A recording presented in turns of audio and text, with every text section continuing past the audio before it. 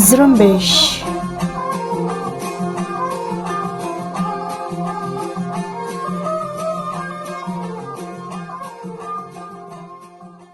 یہ ریڈیو زرمبش اردو کی آواز ہے۔ آج جمعے کا دن 9 اپریل اور سال 2021 ہے۔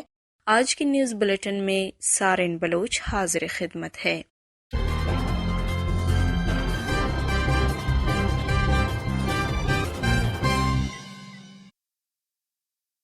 آج کی نیوز بلیٹن میں بلوچستان سمیت علاقائی اور عالمی خبریں شامل ہیں۔ سب سے پہلے پیش خدمت ہے بلوچستان سے متعلق خبریں۔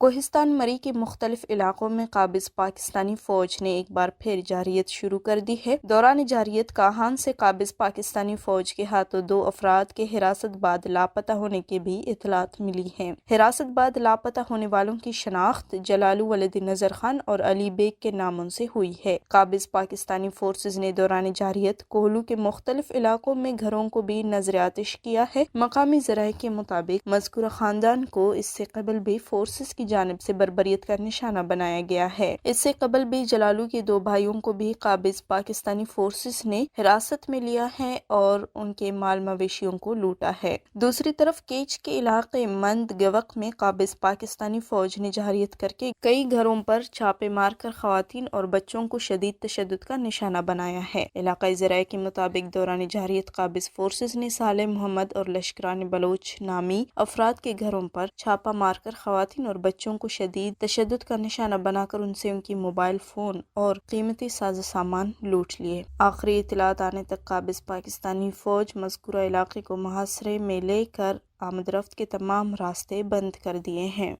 مند میں ہی قابض پاکستانی فوج نے بلوچ ریپبلکن پارٹی کے جلاوطن رہنما اسلم کیازئی بلوچ اور ان کے رشتہ داروں کے گھروں پر چھاپے مار کر خواتین اور بچوں کو ہراساں کیا ہے۔ دوران جارحیت قابض پاکستانی فورسز کے اہلکاروں نے گھروں میں موجود تمام قیمتی اشیاء کو لوٹ لیا ہے۔ دوسری طرف BRP رہنما اسلم کیازئی بلوچ نے ریاستی جارحیت پر گفتگو کرتے ہوئے کہا ہے، پاکستانی فوج کے خواتین اور بچوں پر تشدد اور انہیں ہراساں کرنا کوئی نئی بات نہیں ہے، بلکہ کئی برسوں سے یہ عمل جاری ہے اور بلوچستان کے کونے کونے میں روز فوجی جارحیت کیے جا رہے ہیں، جبکہ خواتین اور بچوں کو تشدد اور انہیں جبری طور پر اغوا کرنے کا سلسلہ جاری ہے۔ ان کا کہنا تھا کہ بلوچ جوہدکار ریاستی فورسز کے اس طرح کے بزدلانہ ہتھ کنڈوں سے قومی تحریک سے پیچھے نہیں ہٹیں گے۔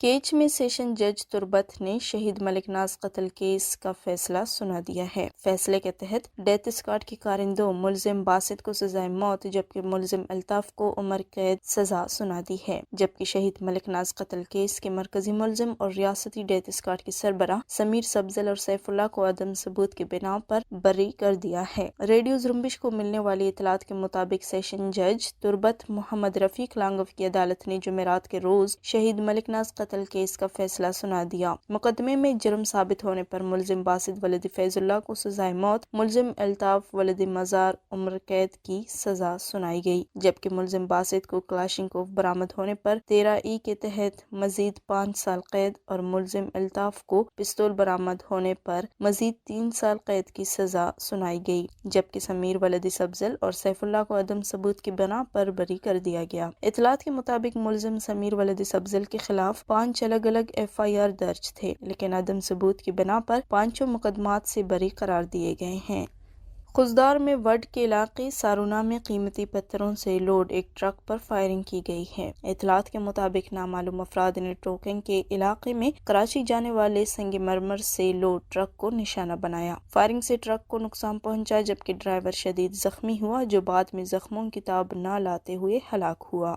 دوسری طرف بارکان کے علاقے چھتر میں نامعلوم افراد نے موبائل ٹاور پر فائرنگ کی ہے، جس سے ٹاور کو نقصان پہنچا۔ ہمارے نامہ نگار کے مطابق ٹیلی نار پاکستان کی ٹاور پر فائرنگ سے جانی نقصان نہیں ہوا ہے، تاہم علاقے میں سروس معطل ہو گیا ہے۔ کمپنی نے ٹاور پر فائرنگ کے واقعے پر تشویش کا اظہار کیا ہے۔ تربت کے علاقے آبسر میں معراج ولد نصیر احمد نامی نوجوان نے زہر پی کر اپنی زندگی کا خاتمہ کر دیا ہے، تاہم خودکشی کے محرکات تاحال معلوم نہیں ہو سکی ہیں۔ لسبیلا یونیورسٹی کے طلباء و طالبات کا اپنے مطالبات کے حق میں احتجاجی دھرنا جاری ہے، جسے 3 دن مکمل ہو گئے ہیں۔ تیسرے روز بھی جاری احتجاج میں بڑی تعداد میں طلباء شریک ہوئے، تاہم ابھی تک یونیورسٹی انتظامیہ سے مذاکرات نہ ہو سکے ہیں۔ اس حوالے سے طلباء کا کہنا ہے کہ کورونا وائرس کے دوران ہمیں آن لائن کلاسوں کا کہا گیا اور کئی ایسے علاقے ہیں جہاں پر انٹرنیٹ کی سہولت میسر نہیں اور صرف 5 دن پڑھا کر امتحان لیا گیا اور بڑی تعداد میں طلباء کو فیل کیا گیا اور کورونا وائرس کے دوران کوئی ریلیف نہیں دیا گیا۔ طلباء کا کہنا ہے کہ ہمارے مطالبات فوری طور پر تسلیم کیے جائیں۔ اگر ہمارے جائز مطالبات تسلیم نہ کیے گئے تو ہم مجبوراً احتجاج کا دائرہ وسیع کر دیں گے۔ دوسری طرف بلوچ اسٹوڈنٹ سیکشن کمیٹی کے مرکزی ترجمان نے کہا ہے، یونیورسٹی انتظامیہ گزشتہ 4 دنوں سے تپتی دھوپ میں بیٹھے طالب علموں کے مسائل کو حل کرنے کے بجائے دھونس دھمکی سے کام لے رہی ہے۔ انہوں نے کہا کہ بلوچستان کے محدود جامعات میں اس طرح کے انتظامی رویے نہایت ہی تشویشناک ہے۔ انہوں نے کہا کہ جامعہ لسبیلا کے شعبہ ویٹرنری اینڈ اینیمل سائنسز کے طالب علموں نے شعبے کے انتظامی بے ضابطگیوں پر جامعہ کے احاطے میں ایک پرامن احتجاجی مظاہرہ کیا اور انتظامیہ کے سامنے اپنے مطالبات پیش کیے۔ انتظامیہ نے طلباء کے مسائل کو سننے کے بجائے دھونس دھمکی سے کام لیا اور طاقت کا استعمال کرتے ہوئے طلباء پر تشدد کیا گیا۔ طالب علموں نے انتظامیہ کے ناروا سلوک اور انتظامی بے ضابطگیوں کے خلاف ہونے والے احتجاجی مظاہرے کو دھرنے کی شکل دی اور گزشتہ 4 دنوں سے تپتی دھوپ میں دھرنا دیے ہوئے ہیں۔ بساق ترجمان اپنے بیان کے آخر میں کہا کہ اس بیان کے توسط سے ہم حکومت بلوچستان اور یونیورسٹی انتظامیہ سے درخواست کرتے ہیں کہ طلباء مسائل کو جلد از جلد ترجیحی بنیادوں پر حل کرنے کے لیے عملی اقدامات کیے جائیں تاکہ طالب علموں کے تعلیمی تسلسل میں کسی قسم کی خلل نہ آنے پائے۔ بلوچستان میں کورونا وائرس کے پھیلاؤ کی شرح پہلے سے بڑھ کر 6.9% ہو گئی ہے۔ محکمہ صحت کی ایک رپورٹ کے مطابق بلوچستان میں کورونا کے 57 نئے مریض سامنے آئے ہیں اور مزید 27 مریض صحت یاب ہوئے ہیں۔ تازہ رپورٹ کے مطابق کوئٹہ سے 53، سبی سے 2، چاغی اور یوب سے ایک کیس رپورٹ ہوا ہے۔ رپورٹ کے مطابق نئے کورونا کیسز سامنے آنے کے بعد بلوچستان میں وائرس سے متاثر ہونے والوں کی مجموعی تعداد 19,999 ہو گئی ہے۔ بلوچستان کے ایران سرحد پر واقع تجارتی گیٹ 0 پوائنٹ عید نوروز کی 2 ہفتوں کی بندش کے بعد ایرانی سرحدی حکام نے تجارتی سرگرمیوں کے لیے کھول دیا ہے۔ 0 پوائنٹ گیٹ پر تجارتی سرگرمیاں بحال ہونے سے تاجر اور روزانہ اجرت پر کام کرنے والے مزدور طبقے میں خوشی کی لہر دوڑ گئی ہے۔ واضح رہے تجارتی گیٹ 0 پوائنٹ کو عید نوروز کی تعطیلات کے پیش نظر پچھلے 2 ہفتوں سے ایرانی سرحدی حکام نے تجارتی سرگرمیوں کے لیے بند کیا تھا۔ تفتان 0 پوائنٹ تجارتی گیٹ کھلنے سے بلوچستان میں ایرانی اشیاء کی ترسیل شروع ہو گئی ہے۔ اطلاعات کے مطابق تفتان 0 پوائنٹ تجارتی گیٹ ہفتے میں 3 دن کھلا رہے گا اور ان 3 دنوں میں صرف ایرانی اشیاء کی درآمدات ہوگی۔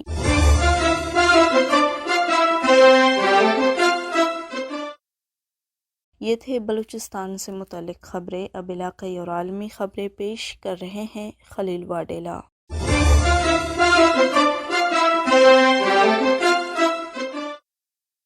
پاکستان کے قومی اسمبلی کی قائمہ کمیٹی برائے داخلہ نے مسلح افواج کی جان بوجھ کر تضحیک کرنے والوں کے خلاف کارروائی کے لیے پاکستان پینل کوڈ اور ضابطۂ فوجداری 1898 میں ترمیم کرنے کے بل کی منظوری دے دی ہے۔ بل میں کہا گیا ہے جو بھی شخص اس جرم کا مرتکب ہوگا اسے 2 سال قید یا جرمانے کی سزا ہوگی، جس کی حد 5 لاکھ تک ہو سکتی ہے یا دونوں سزائیں ایک ساتھ بھی ہو سکتی ہیں۔ بل میں ترمیم جیسے سیکشن A500 کہا جائے گا میں کہا گیا ہے کہ مسلح افواج کی جان بوجھ کر تضحیک کی سزا جو بھی جان بوجھ کر طنز کرتا ہے، پاکستان کی مسلح افواج یا اس کے ممبر کو بدنام کرتا ہے، وہ جرم کا مرتکب ہوگا۔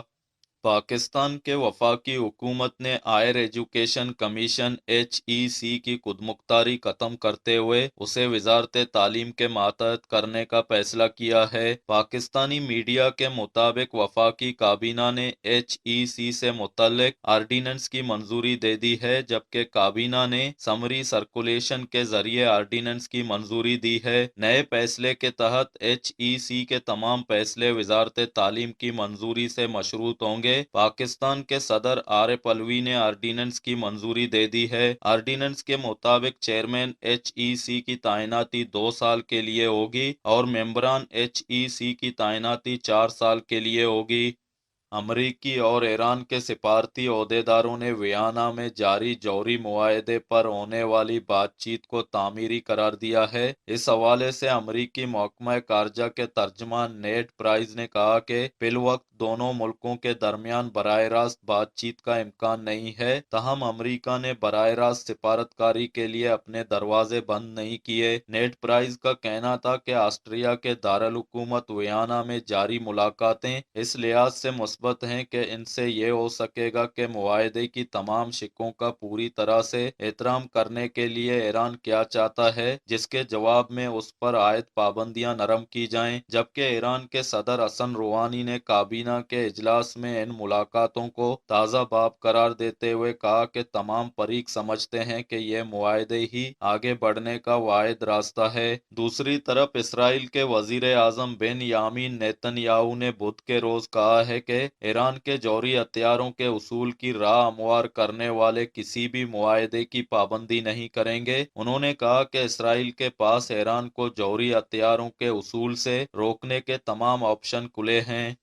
شام میں انسانی حقوق کی صورتحال پر نظر رکھنے والے ادارے آبزرویٹوری برائے ہیومن رائٹس نے بدھ کی شام اطلاع دی ہے کہ اسرائیلی طیاروں نے دمشق کے قریب متحد مقامات پر حملہ کیا ہے۔ ان حملوں میں دمشق کے قریب ایران کے ایک بڑے اسلحہ گودام کو بھی تباہ کر دیا گیا ہے۔ دوسری طرف شام کے سرکاری میڈیا نے اطلاع دی ہے کہ شام کے فضائی دفاع نے دمشق پر اسرائیلی بمباری کا جواب دیتے ہوئے اسرائیل کے داغے گئے متحد میزائل مار گرائے ہیں۔ تاہم ان حملوں کے نتیجے میں 4 فوجی زخمی ہوئے ہیں، جبکہ بڑی مقدار میں مالی نقصان پہنچا ہے۔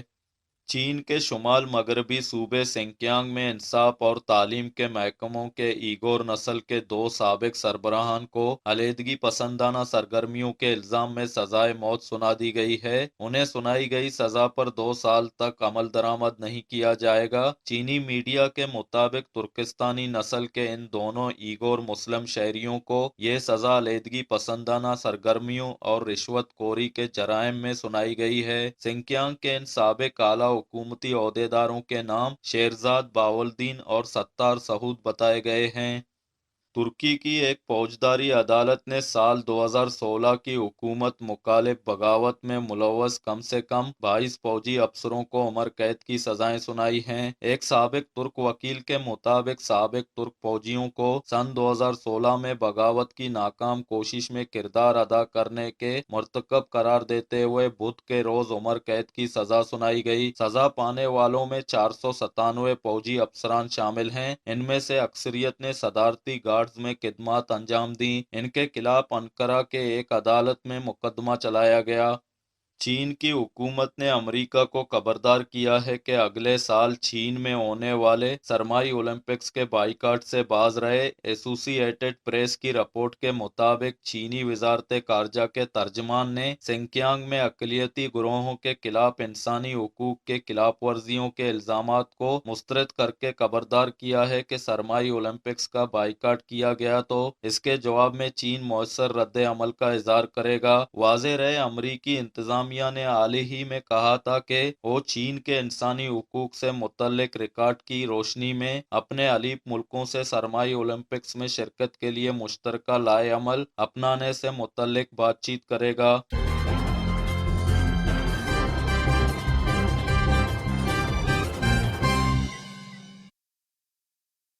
اسی کے ساتھ ہی آج کی نیوز بلیٹن کا اختتام ہوتا ہے۔ سارین بلوچ کو اجازت دیجیے اور مزید خبروں کے لیے وزٹ کرتے رہیے ہماری ویب سائٹ زرمبیش.com۔